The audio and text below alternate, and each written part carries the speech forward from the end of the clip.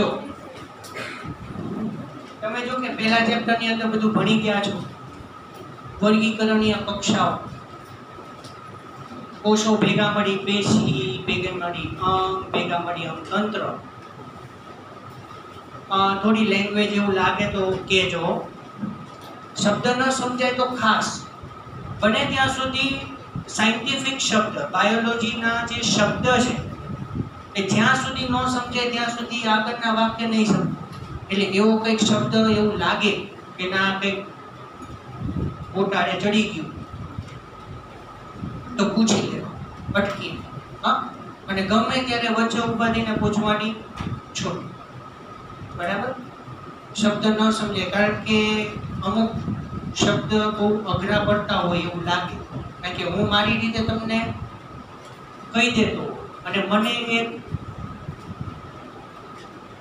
પૂરેપૂરો વિશ્વાસ હોય કે આ સમજાણો હશે શબ્દ, પણ એ મારો મોટો અંધવિશ્વાસ થઈ જાય. પડે ને ખબર? બરાબર? વનસ્પતિ વર્ગીકરણ આખા ચેપ્ટરની પહેલા તમને માહિતી આપી દઉં. પહેલા આપણે સામાન્ય વર્ગીકરણ વિદ્યા, જેને તમે ટેક્સોનોમી કહો છો, બરાબર? તો એ સામાન્ય રીતે વર્ગીકરણ વિદ્યાની અંદર આપણે પહેલા આગળ જોયું કે 5 સૃષ્ટિ વર્ગીકરણની અંદર મેજોરિટી પહેલા એરિસ્ટોટલ એમને વનસ્પતિ પ્રાણી સૃષ્ટિ 2 ભાગમાં સમગ્ર સૃષ્ટિને ડિવાઈડ કરી હતી, પણ એની અંદર અમુક લક્ષણોને ગણ્યા નહોતા. તો આપણે વનસ્પતિ અને પ્રાણીની વચ્ચે મેઇન શું તફાવત વિચારીએ? 8મું ચેપ્ટર ભણી ગયા? 8મું નહીં. તો વનસ્પતિ અને પ્રાણી કોષ વચ્ચે મેઇન શું તફાવત આવે કે વનસ્પતિ કોષમાં કોષ દિવાલ છે. હવે ફૂગની અંદર કોષ દિવાલ છે પણ એ પોતે સ્વયંપોષી નથી, એટલે એના માટે આખી ફૂગ સૃષ્ટિ આપણે અલગથી ભણ્યા. બરાબર ને? ક્રાઇઝોફાઇટા, યુગ્લિનોઇડ્સ ને બધું આપણે જુદું જુદું અલગ ફૂગ સૃષ્ટિ ભણ્યા. ત્યારે આરએચ વિટેકરે 5 સૃષ્ટિ વર્ગીકરણ આપણને આપ્યું. મોનેરા, પ્રોટિસ્ટા, ફૂગ, પ્રાણી ને વનસ્પતિઓ, એવી રીતે. તો આખા ચેપ્ટરની અંદર પહેલા આપણે કુદરતી વર્ગીકરણ, પછી માનવ સર્જિત એટલે કે કૃત્રિમ વર્ગીકરણ, પહેલા વર્ગીકરણની થોડી વાત કરવાના છે. પછી લીલ, પૃથ્વી ઉપરની સૌથી પહેલી વનસ્પતિ. પણ સાથે સાથે તમને અગત્યના એમસીક્યુ કયા કયા આવે છે એ પણ હું તમને કહેતો જઈશ. ટેક્સ્ટ બુકની અંદર અંડરલાઈન કરતા જજો કે આ એમસીક્યુ માટે અગત્યનું છે, આપણે ખાલી એને જ ફોકસ કરવા. તો પહેલા આપણે ભણશું લીલ અને એના પ્રકાર, પછી દ્વિઅંગી. દ્વિઅંગીમાં લીવરવોર્ટ્સ અને મોર્સ 2 ભણશું. એના પછી ત્રિઅંગીઓ, પછી અનાવૃત, પછી આવૃત વિદ્યા અને પછી વનસ્પતિમાં જીવન ચક્ર, ચેપ્ટર પૂરું. મેં તો ત્રીજું તો ચોથું સ્ટાર્ટ કરું. એક ભાઈ ગૌરીમાં પતિ જેમ 11 સિલેબસ ના ભાઈ ના એવું આપણે એવો શોર્ટકટ ના લેવો કે અહીંયા ચેપ્ટરના નામ નથી પૂછાવાનું. તો જો વનસ્પતિ વર્ગીકરણમાં સૌથી પહેલા આઇકલર નામના વૈજ્ઞાનિકે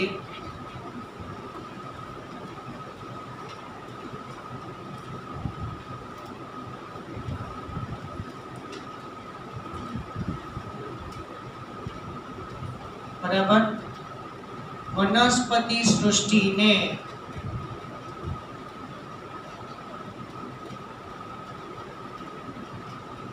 બે ભાગમાં ડિવાઈડ કરી. બરાબર? સપુષ્પી, સોરી અહીંયા અપુષ્પી રાખીએ, ક્રિપ્ટોગેમ્સ,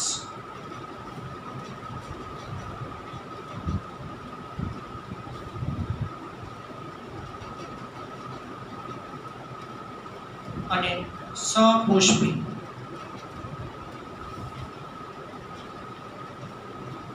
ફેનેરોગેમ્સ, બરાબર. અપુષ્પી, અપુષ્પીનો મતલબ પુષ્પ ઉત્પન્ન નથી કરતી. જો ધ્યાનથી વિચાર, લીલ વનસ્પતિ છે પણ મૂળ પ્રકાંડ પર્ણ નથી. સ્વયંપોષી છે પણ મૂળ પ્રકાંડ પર્ણ નથી. ખ્યાલ આવે છે? જો એટલા માટે આપણે બેઝિક શું યાદ રાખવાનું રહે કે પ્રકાશ સંશ્લેષણ કરવા માટે તમે વર્ષોથી ભણો છો કે વનસ્પતિ પોતે સ્વયંપોષી છે, એટલે કે એનો પોતાનો ખોરાક જાતે બનાવે, વર્ષોથી બોલતા આવી છે. હવે ક્લિયર કરું છું, વનસ્પતિને પોતાનો ખોરાક જાતે બનાવવા માટે હરિતકણની જરૂર નથી, હરિત દ્રવ્યની જરૂર છે. એ શું? ક્લોરોફિલ.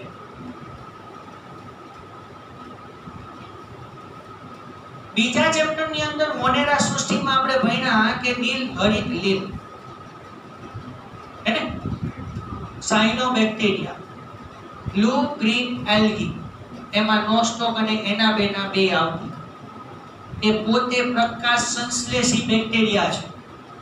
મોનેરા સૃષ્ટિના દરેક બેક્ટેરિયા જે છે એ આદિકોષ કેન્દ્રી છે. આદિકોષ કેન્દ્રી એટલે એનામાં કોષ કેન્દ્ર પટલ નથી, પટલમય અંગિકાઓ પણ નથી. એટલે હરિતકણ, કણાભસૂત્ર, અંતઃકોષ રસજાળ, લાઇસોસોમ, રસધાની, જે તમે બધું બેઝિક જૂનું જાણો છો કોષ વિશે, આવી બધી અંગિકાઓ હોય. જેમ કે આપણે લાઇસોસોમ છે ને આપણે આત્મઘાતી કોથળી કહી છે, સ્યુસાઇડલ બેગ. કણાભસૂત્ર પાવર હાઉસ, કોષનું પાવર હાઉસ. શક્તિ ઘર એ શક્તિનું રસોડું. હરિતકણ ખોરાક બનાવવા માટે રસોડું. આવું બધું આપણે બેઝિક નાના ધોરણથી ભણતા આવ્યા છે. અને આદિકોષ કેન્દ્રની અંદર આ કોઈ પણ પ્રકારની એકય અંગિકા નથી. કહેવાનો મતલબ કે સાયનોબેક્ટેરિયા પોતે પ્રકાશ સંશ્લેષી બેક્ટેરિયા છે, પોતે આદિકોષ કેન્દ્રી છે. એનામાં હરિતકણ છે જ નહીં, પણ હરિત દ્રવ્ય, એક હરિત દ્રવ્ય પ્રકાશ સંશ્લેષણ માટે વિનાશ છે. તો બેક્ટેરિયાની અંદર ક્લોરોફિલ, જો હરિત કણ અને હરિત દ્રવ્ય વચ્ચે ઘણો ફેર. હરિત કણમાં હરિત દ્રવ્ય અને ઈ હરિત દ્રવ્ય એટલે ક્લોરોફિલ. બેક્ટેરિયામાં તો હરિતકણ નામની કોઈ અંગિકા તો છે જ નહીં આદિકોષ કેન્દ્રીમાં. 8મા ચેપ્ટરમાં ભણશો તો બધી અંગિકા. 8મા ચેપ્ટરમાં આપણે ડીપમાં ભણશું કે કોષમાં કોષ કેન્દ્ર પટલ નથી, એટલે રંગસૂત્ર જે છે, છડીનો છે, એ બધા વેર વિખેર કોષરસમાં ગોઠવાયેલા હોય છે. બેક્ટેરિયામાં બેક્ટેરિયો ક્લોરોફિલની મદદથી પ્રકાશ સંશ્લેષણની ઘટના થઈ જાય છે. હરિતકણની જરૂર જ નથી. તો અહીંયા અપુષ્પી વનસ્પતિઓની અંદર આમ તો અત્યારે એમાં 4 સજીવોનો સમાવેશ થાય છે. 4, પણ એમાંથી આપણે અત્યારે લીલ જ ભણવાના છે. બાકી મોનેરામાં પ્રકાશ સંશ્લેષી બેક્ટેરિયા અમુક, એટલે આપણે અહીંયા શું કન્સિડર કરવાનું છે? અપુષ્પીમાં ઓલા સાયનોબેક્ટેરિયા ખાલી પ્રકાશ સંશ્લેષી, કારણ કે અમુક રસાયણ સંશ્લેષી છે. શબ્દ બચાવી શકો છો ને? સ્પીડ નથી ને વધારે? કારણ કે સ્વયંપોષીમાં 2 આવે, રસાયણ સંશ્લેષી અને પ્રકાશ સંશ્લેષી. પ્રકાશ સંશ્લેષી એટલે માત્ર પ્રકાશ સંશ્લેષણ સૂર્યપ્રકાશનું શોષણ કરે, અને રસાયણ સંશ્લેષી સૂર્યપ્રકાશનું શોષણ નહીં કરે. અમુક રસાયણોનો સંગ્રહ કરશે અને એમાંથી પોતાનો ખોરાક જાતે બનાવશે. તો બેક્ટેરિયા, પછી પ્રોટિસ્ટાની અંદર પણ અમુક સજીવો છે કે જે પ્રકાશ સંશ્લેષણ કરે છે. અને ફૂગ. તો આની અંદર આપણે અપુષ્પી વનસ્પતિની અંદર લીલ આપણે આમાં 3 ભણવાના છીએ. લીલ, એલ્કી, દ્વિઅંગીઓ, બ્રાયોફાઇટા અને ત્રિઅંગીઓ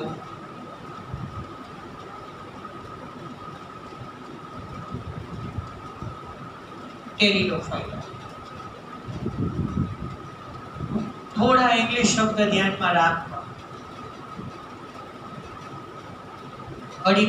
અલગ લેંગ્વેજમાં બાયોલોજી લેક્ચર ચાલતો હશે એવું ફીલ થશે, પણ આ એનસીઆરટી છે અને આ નીટ છે, કોઈ જ ફેર નથી, કોઈ જ ફેર નથી. કારણ કે આપણે મેજોરિટી શું કરીએ છીએ, કાઉન્ટ્સને નિગ્લેક્ટ કરી દઈએ છીએ. લે કાઉન્ટ્સ આપ્યો છે, એમાં કઈ છે જ નહીં, એમાં જ છે જે છે. બરોબર? એટલે અપુષ્પી વનસ્પતિઓ પુષ્પ ઉત્પન્ન નથી કરતી. બીજું એક બેસિક નોલેજ આપું, પુષ્પ ન બને તો બીજ પણ ન બને અને ફળ પણ ન બને. કોઈ આઈડિયા આના વિશે?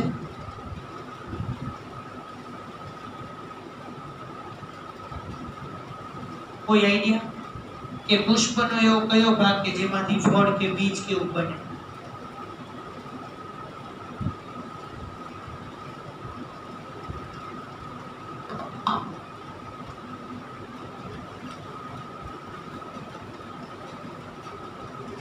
અચ્છા, પુષ્પની અંદર જુદા જુદા ચક્ર આવે, કયા ક્રમમાં ગોઠવજો?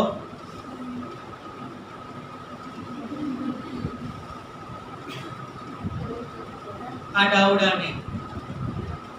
હા, પછી પાચન માર્ગમાં પેલા મુખ જ આવે. મુખવા, અંડળી, નાનું આંતરડું, જઠર, ગળાશય, મોટું. રેડિટ ખબર પડશે. પેલા ઉત્સર્જન થાય, પછી પાચન થાય, પછી શોષણ થાય, પછી કઈ નો થાય, ખોરાક ગ્રહણ થાય. આમ પ્રમાણે કામ આડાવડા થઈ જાય ને. સારું છે આપણને ભગવાન નથી બનાવ્યા. માણસનું સર્જન કેવું કરી નાખી ખબર? એક સ્ટુડન્ટ કે સર આપણને લીવર કેમ એક જ આપ્યું? મેં તો હમણાં સાંજે ફોન કરીને પૂછી લો. ભગવાનને અનુકૂળ આપ્યું હશે કે આપ્યું હશે? તમે તકલીફ હોય તો લીવર જબલામાં સ્પેરમાં પાર્સલ ફોઇલ પેપરમાં પેક કરીને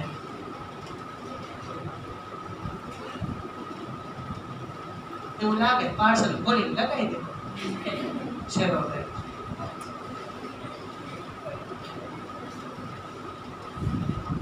વ્યવહાર છે. ક્રમમાં ગોઠવી નાખો. સૌથી બહાર તલચક્ર. આ બંને હમણાંનું એક હોય છે. સૌથી બહારનું વજ્રચક્ર, પછી અને પછી સ્ત્રીકેસર ચક્ર. પરાગનયનની ઘટના થાય એટલે પુષ્પના બધા ચક્રો ખરી પડે, પૂરું કરવા દે. પણ માત્ર સ્ત્રીકેસર જ સંપર્કમાં રહે. વજ્રચક્રનું કામ એ છે,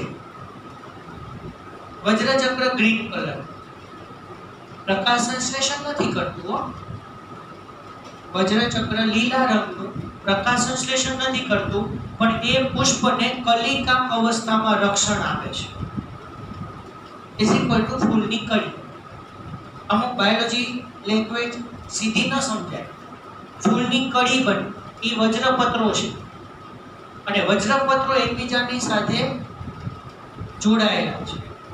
પણ એક ટાઈમ એવો આવશે કે અંદરના બધા ચક્રો પૂરેપૂરા વિકસિત થશે, એટલે બધા વજ્રપત્રો એકબીજાથી છૂટા પડી જશે.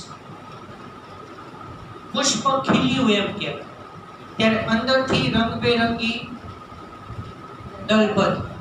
તો દલપત્રનું માત્ર કાર્ય એ કે આકર્ષક સુગંધ અને આકર્ષક ગોઠવણી ધરાવે, જેથી કરીને કીટકો પરાગનયન માટે એના તરફ આકર્ષે. ખાસ કરીને જો બેસ્ટ કીટક હોય, તમને ખ્યાલ હોય તો મધમાખી. મધમાખી એક એવું કીટક છે કે જે ઘણા બધા પુષ્પની મુલાકાત લે, અલગ અલગ ફૂલોના રસને ચૂસીને મધનું નિર્માણ કરે. એટલે દલપત્ર જે છે એને આપણે ફૂલની પાંખડીઓ કહીએ છીએ. પછી નર પ્રજનન અંગ છે પુંકેસર. આ ત્રણેય વસ્તુ પરાગનયનની ઘટના થયા પછી ખરી પડે અને માત્ર સ્ત્રી કેસર જ સંપર્કમાં રહે. સ્ત્રી કેસરમાં ખબર હશે ને તમને, પરાગાસન, પરાગવાહિની, બીજાશય, અંતક ખબર છે? તો મજા આવશે. પરાગનયનની ઘટના થઈ જાય પછી પરાગરજ સ્ત્રી કેસરના પરાગાસન ઉપર બેસી જાય, એમાંથી પરાગનલિકા બને, અંડકમાં જાય, બરાબર, અને ત્યાં ફલનની ઘટના કરે. તો સાંભળજો, હજી આગળ 3-4 વખત આવશે. બીજાશયમાંથી ફળ બને,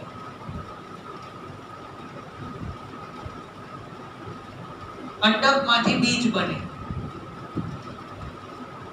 અને અંડકોષમાંથી ભ્રૂણ બને. જો અંડકમાં અંડકોષ હોય તો બીજમાં ભ્રૂણ હોય. એટલે દરેક વનસ્પતિના ભ્રૂણ બીજમાં હોય. પ્રેક્ટિકલી સમજાવો, ભ્રૂણની ક્યાં વાત થઈ? મગ જોઈએ, મગ આપણે મગ લઈ લીધા. હવે પાણી પલાળી, બીજે દિવસે ભીના કપડાની અંદર રાખ. ટાર્ગેટ શું છે? મણગાવા છે. હવે આ મણકો ફૂટવો એટલે શું? ઓલું સફેદ તંતુ જેવું મગમાંથી બહાર આવે, એ શું છે ખબર છે? એમના મણગાવેલા મગ ખાઈ લે. એ જે સફેદ તંતુ જેવું બહાર આવે છે ને, એ છે ભ્રૂણ મૂળ. એમાંથી આખું મૂળ બનશે. એટલે આપણે મગનો દાણો જે લ્યો ને, મગ એ બીજ છે, એમાં ભ્રૂણ હોય અને એને આપણે પલાળ્યું એટલે એને આપણે પાણી, તાપમાન, પીએચ, પોષક તત્વ એ બધું આપ્યું. એનાથી અંદર જે ગર્ભ હતો એ હવે વિકસિત થયો અને એમાંથી સૌથી પહેલા ભ્રૂણ મૂળ બહાર આવ્યું. એને ફણકો ફૂટ્યો એમ કહેવાય. પ્યોર ભાષામાં કહેવાય બીજનું બીજાંકુરણ થયું. એટલે કે હવે બીજ જીવંત છે. હવે એ ફણગાવેલા બીજને આપણે જમીનમાં દાટી દઈ, નવો છોડ ઉગશે. તો કહેવાનો મતલબ અહીંયા પુષ્પ નથી. મેઇન પોઈન્ટ ઉપર ફોકસ કરીએ તો અહીંયા પુષ્પ નથી, તો બીજ નહીં બને, ફળ પણ નહીં બને. તો તમને એમ થાય કે સર, ફળ અને બીજ વગર થોડું વનસ્પતિનું અસ્તિત્વ ટકાવી રાખે? વનસ્પતિને કે સજીવને પોતાનું અસ્તિત્વ ટકાવી રાખવા માટે પ્રજનનની પ્રક્રિયા કરવી જરૂરી છે. એ પ્રજનન માટે તમે લિંગી, અલિંગી પ્રજનન બધું ભણી ગયા. તો અહીંયા આપણે કોષો ઉત્પન્ન થાય જરૂરી છે. અહીંયા લીલની અંદર તમને ક્યાં છે? લીલમાં અવખંડનથી પુનઃસર્જન થાય. લીલના શરીરના ઘણા બધા ટુકડાઓ થઈ જાય, ફૂટતા ટુકડા નવેસરથી બને. કારણ કે આપણને અલિંગી પ્રજનન પદ્ધતિમાં ભાજન, બીજાણુ નિર્માણ, કલિકા સર્જન, અવખંડન, આવી બધી બેઝિક પદ્ધતિઓ આપણે ભણી ગયા. એની સાથે સાથે પાછી કલમ કરવી, દાબ કલમ કરવી, આ રોપણ, એવું બધું આપણે ભણી ગયા. બરોબર? તો અહીંયા અપુષ્પી વનસ્પતિઓની અંદર લીલ, દ્વિઅંગી અને ત્રિઅંગીઓનો સમાવેશ થશે, જ્યારે સપુષ્પી વનસ્પતિની અંદર બે વનસ્પતિઓનો સમાવેશ થશે. સોરી, હા, બે બરોબર. અનાવૃત બીજધારી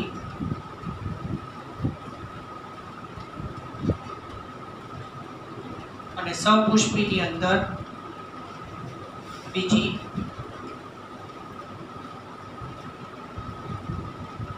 આવૃત બીજધારી. હવે અનાવૃત એટલે ઢંકાયેલું. આની અંદર બીજ અનાવૃત છે એટલે બીજ ખુલ્લા છે, ફળમાં નથી. બીજ ખુલ્લા છે એટલે આની અંદર બીજ અનાવૃત છે. આવૃત એટલે ઢંકાવું, અને આની અંદર બીજ આવૃત છે, ઢંકાયેલા છે. અને ત્યારે આપણે આવૃત બીજધારી વનસ્પતિને ફરીથી બે ભાગમાં ડિવાઈડ કરીએ છીએ. બરાબર? કઈ? એકધડી અને દ્વિધડી. તો અનાવૃત બીજધારીને આપણે જિમ્નોસ્પર્મ કહેવાય, અને આવૃત બીજધારી એને એન્જિયોસ્પર્મ કહેવાય,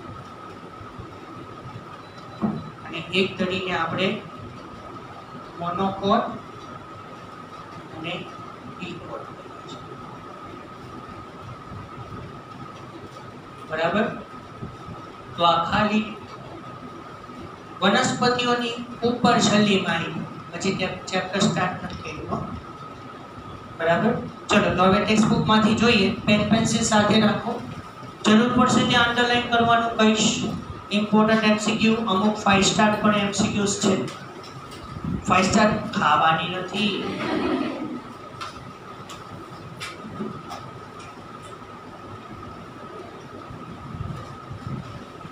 અગાઉના પ્રકરણમાં આપણે વિટેકર દ્વારા સૂચિત કરવામાં આવેલા સજીવોના વર્ગીકરણની પદ્ધતિ જોઈ. યાદ રાખજો, વિટેકરે 5 સૃષ્ટિ વર્ગીકરણ આ ફિક્સ, અને વિટેકરે જે વર્ગીકરણ પદ્ધતિ આપી એમાં કયા કયા મુદ્દાઓ એમને કવર કર્યા હતા?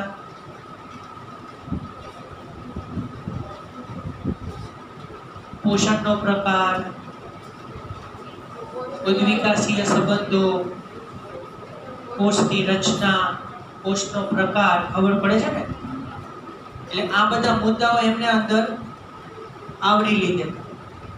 પણ પછી વાયરસ, વિરોઇડ, પ્રિયોન્સ, લાઇકેન્સ આ બધા એકની અંદર મેચ નહોતા થતા, એટલે આરએચ વિટેકરે 5 સૃષ્ટિ વર્ગીકરણ પછી એની અંદર એમને ઇન્ક્લુડ ન કર્યા.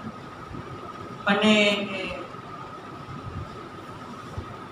3 ડોમેન, 3 ડોમેન ક્લાસિફિકેશન સમજાયું? 3 ડોમેન વર્ગીકરણ,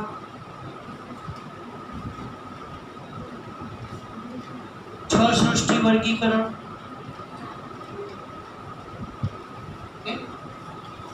ડાયનોર,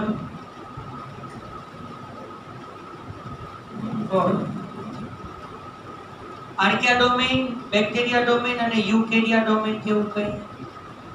હૂસ, કાલ હૂસ. બીજા છે નીટમાં કીધું તું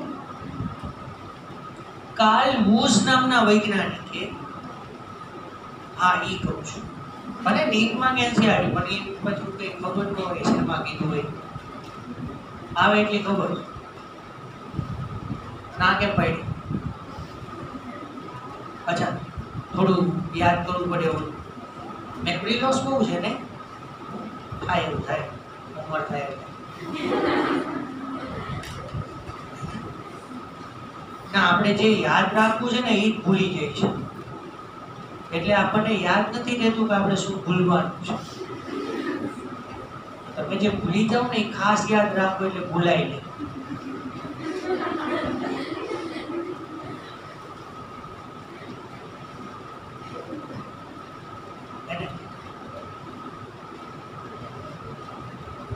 યાદ રાખવું બધું યાદ રહે. આ એમાં સિલેક્ટેડ હોય. તો કાર્લ હૂસ નામના વૈજ્ઞાનિકે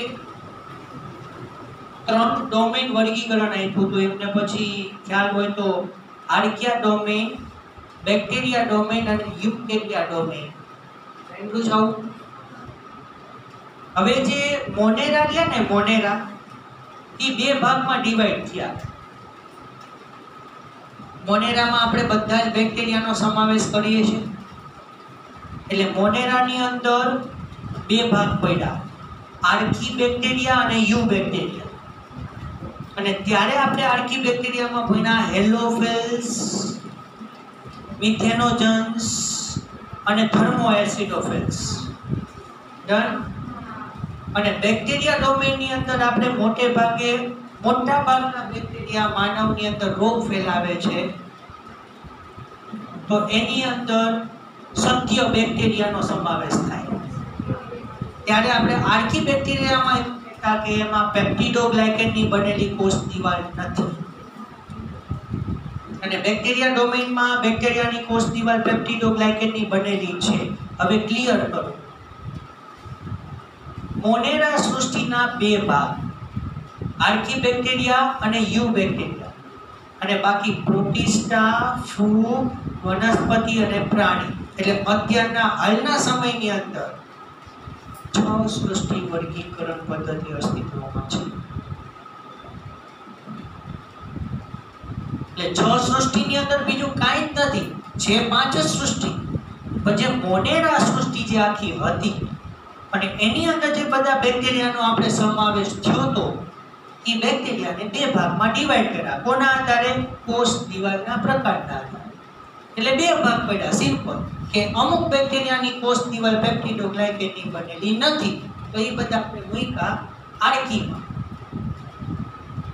અને સત્ય બેક્ટેરિયા કે જેની કોષ દિવાલ પેપ્ટિડોગ્લાયકેનની બનેલી છે, એને આપણે મૂક્યા યુ બેક્ટેરિયા. એટલે મોનેરાના બે ભાગ છે. અને ત્યારે આપણે એ વસ્તુ સ્વીકારી કે આર્કિયા ડોમેનની અંદર જે આર્કી બેક્ટેરિયા છે એ વિપરીત પરિસ્થિતિની અંદર પણ સહેલાઈથી પોતાનું જીવન ગુજારે. તીવ્ર ક્ષારયુક્ત વિસ્તારની અંદર હેલોફિલ્સ આવ્યા. ધૂળના આમાશયની અંદર મિથેનોજેનિક બેક્ટેરિયા આવ્યા કે જે બાયોગેસ બનાવવા માટે ઉપયોગમાં આવે છે. અને હા, એ બાયોગેસની અંદર સૌથી મુખ્ય ઘટક જો વાયુ હોય તો મિથેન, 60-70%. અને એ દહનશીલ છે, સળગી શકે એવો છે, એટલે આપણે એને ઈંધણમાં ઉપયોગ કરીએ છીએ. અને એ પાછું બાયોગેસ પ્લાન્ટની અંદર, હા પહેલા છે ને આ બાયોગેસને ગોબર ગેસ પ્લાન્ટ કહેતા હતા, પણ ગોબર ગેસ થોડું ગોબરું લાગ્યું.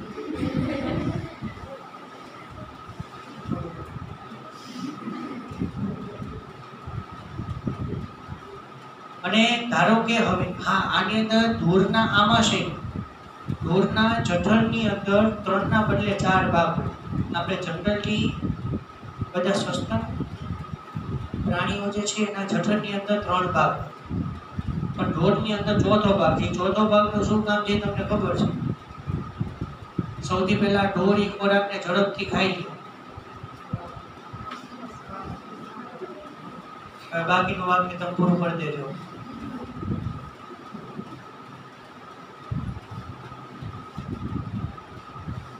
અને જ્યારે એટલે આની ઢોરની અંદર જ્યારે પાચન માર્ગની અંદર મિથેનોજેનિક બેક્ટેરિયા છે, એટલે આપણે ઢોરનું મૂત્ર અને છાણ એ બાયોગેસ પ્લાન્ટમાં વાપરીએ છીએ.